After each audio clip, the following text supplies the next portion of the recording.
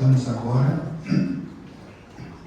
o Sr. Nilson Rissetti Xavier de Nazareno, um grande conhecedor da história da Sociedade Espíritos Mensageiros da Paz, para fazer uso da palavra.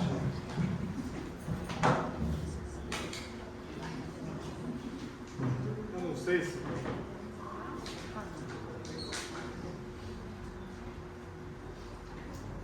Eu não sei se eu falo, porque eu sento ali e fico brincando. Eu adoro isso também. Eu fiz uma redaçãozinha desse tema, né, que eu vou ler aqui diretamente. Essa história que eu comecei a construir, né, escrevi várias versões, e que vai passando o tempo, a gente vai acrescentando. Tem novas direções, tem novas atividades, né? Então a gente vai mudando. Esse dia eu estava lembrando, sabe que faz uns 20 anos que eu comecei isso, eu descobri que faz 30 e poucos. A primeira versão é de 91, aniversário do centro. E depois vem fazendo. A cada 5 anos a gente faz uma versão mais completa, né? E daí para estar circulando um pouquinho. Eu já descobri que pode continuar, está aqui na minha frente a sala. Naquele tempo eu era mais jovem, 30 e poucos anos atrás. Ao alvorecer do século XX, nesta capital das Araucárias, na modesta e aconchegante casa do maestro Álvaro Vaz da Silva, situada na Avenida Silva Jardim, num terreno que mais tarde foi construído o Hospital César Pimenta, reuniam-se todas as semanas um grupo de irmãos espíritas para a realização de sessões mediúnicas. Era um tempo difícil do espiritismo, pela pressão que a igreja tinha. No início de 1908, em uma reunião memorável, o guia espiritual do grupo, o Dr. Cândido Oliveira, informa que foi chamado para uma outra missão como mensageiro e que raramente passaria a frequentar, a vir no grupo que se manifestava com continuidade. Mas ele orienta que os participantes formalizassem a criação de um centro espírita e sugere o nome Mensageiros da Paz. A médium que fez esse papel era Marcelina, que ele estava no início das suas desenvolvimento mais profundo.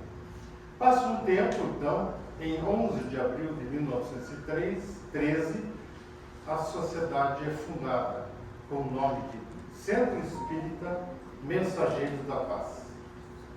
Em 1915, depois de muita negociação, o Centro Espírita Mensageiros da Paz foi filiado à Federação Espírita do Paraná. No histórico, há um detalhe dessa dificuldade de filiação. Eles queriam muitas coisas da nossa casa, né? E acabaram não levando. E foi filiado. E o diploma de filiação do centro se encontra no Museu Espírita, lá na Federação Espírita do Paraná. Eu procurava muito aqui nos 100 anos da casa, eu procurei esse diploma, porque eu lembro de ter visto ele aqui, né?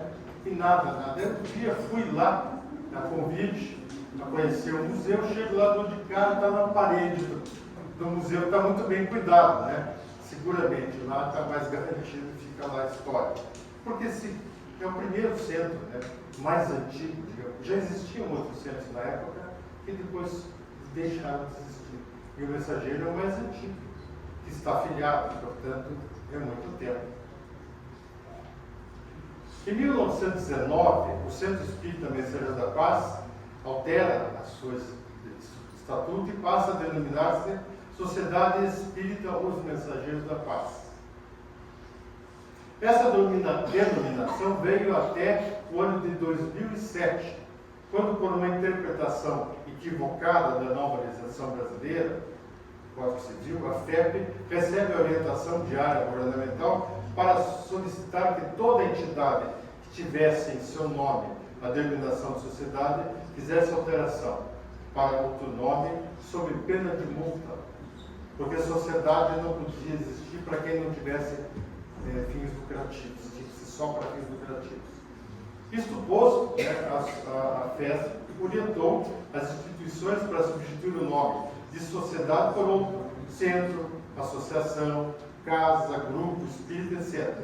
O Conselho da SEMP acolheu a necessidade de alteração e ela passou a ser denominada de Casa Espírita dos Mensageiros da Paz. Eu lembro que fizemos uma votação. Eu perdi. Eu sugeri que eu retornasse o nome do Centro Espírita, lá da origem. Mas a maioria decidiu por casa, porque a presidente na época foi convincente, dizendo assim, não, mas a gente ia dizer, eu vou lá na Casa Espírita, eu vou à Casa Espírita. Né? Aí ficou assim. Pouco depois, entidades evangélicas fizeram pressão, porque elas também tinham essa organização, a Justiça, e eles têm muita força, para rever essa questão, possibilitando que entidades sem fins lucrativos pudessem ser chamadas de sociedade. E conseguiram essa posição. E a SEMP, então, voltou em 2009, por 2 anos como Casa Espírita, voltou a ser chamada de Sociedade Espírita dos Mensageiros da Paz. Desde os primeiros anos, a SEMP esteve vocacionada a 2 grandes áreas, além da doutrinária, naturalmente, quais sejam evangelização infanto-juvenil, com a criação em 1915 da Escola de Moral Doutrinária para Crianças, Elmira Lima, e ao serviço de assistência e bem-estar social. Criada em 1917, nas dependências da sociedade, da SEMP, a Sociedade Beneficente Joana d'Arc de Senhoras tinha como objeto a manipulação de medicamentos homeopáticos e atividades de assistência social aos mais necessitados.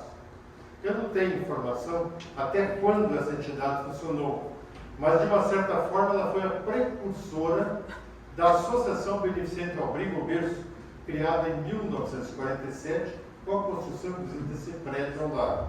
A associação recebeu grande reconhecimento da sociedade curitibana pela relevância dos seus serviços de pupileira, que no histórico aqui já foi citado.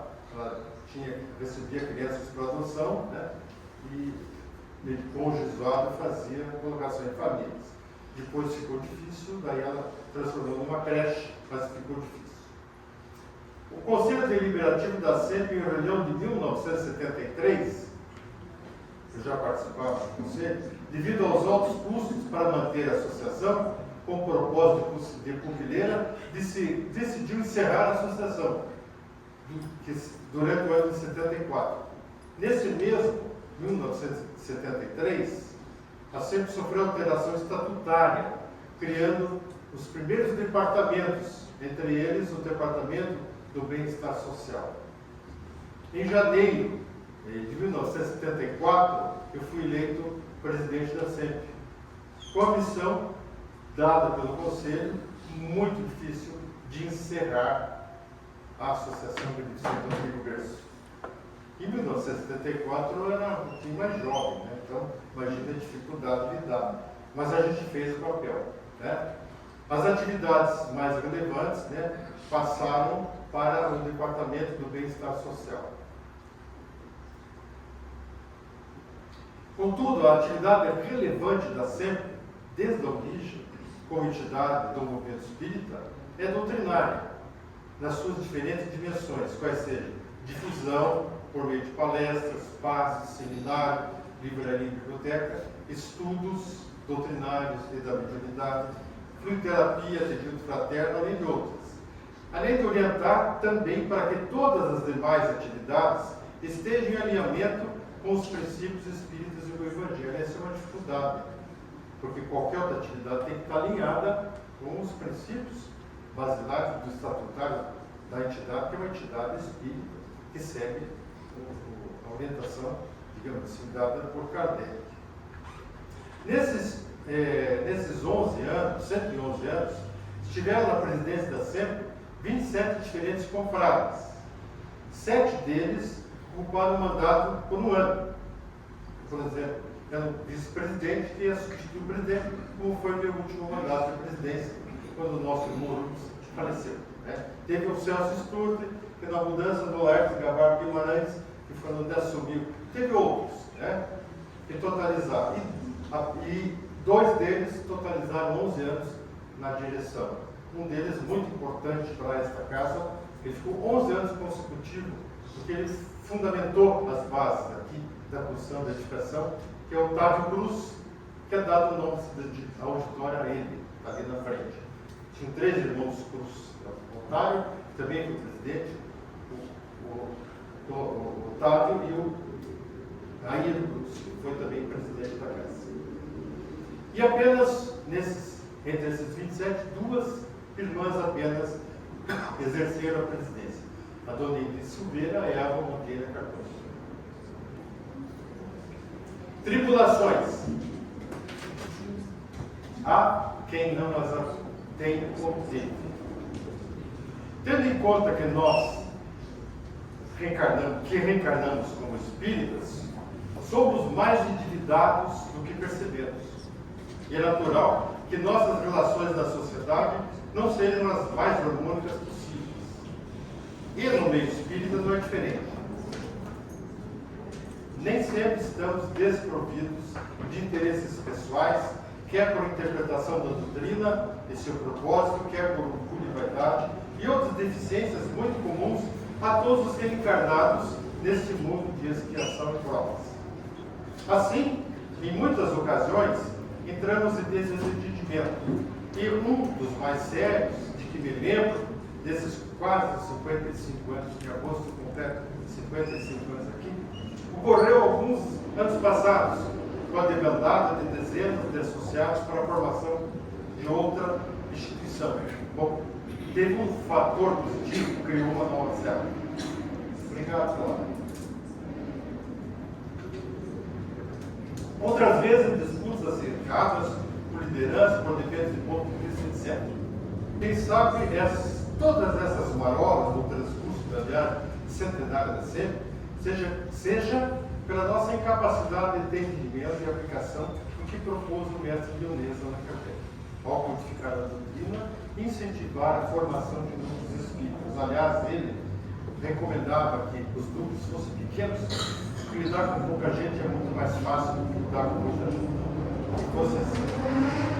Mas também por dar os passos tímidos do entendimento profundo e vivência do Evangelho, na casa e no movimento espírita. Esse é um ponto que a gente precisa refletir muito. Mas isso não é exclusividade da nossa instituição. Em toda parte há essas questões, que são de alguma forma potencializadas pela ação de espíritos trevosos que têm interesse em ver as instituições e o movimento espírita em ruínas. Contudo, a nossa sempre foi criada com bases sólidas e, acredito, monitorada pela alta espiritualidade, que aciona uns e outros de vez em quando, a fim de despertar alguma lucidez para diminuir ruídos e impactos da instituição e evitar abalos do farol, que ao iluminar radiante, elimina muitas sombras no caminho de tanta gente daqui e do outro lugar. Isto posto, rendo minha homenagem a todos do passado, que com esforço e dedicação trouxeram sempre, através das décadas, ao presente. E aos presentes, que mantêm a nossa querida casa em seu papel sublime e fundamental de instrumento do Consolador na Terra. Parabéns sempre pelos 111 anos e muita luz e paz a todos, de modo a possibilitar que a nova gestão que inicia transcorra em ambiente de muita paz e harmonia. Isso só depende de nós. Obrigado pela cooperação de todos que se empenharam na gestão, que se encerra muito bem liderada pelo nosso irmão Márcio Osmo Cordeiro. Muito obrigado a todos.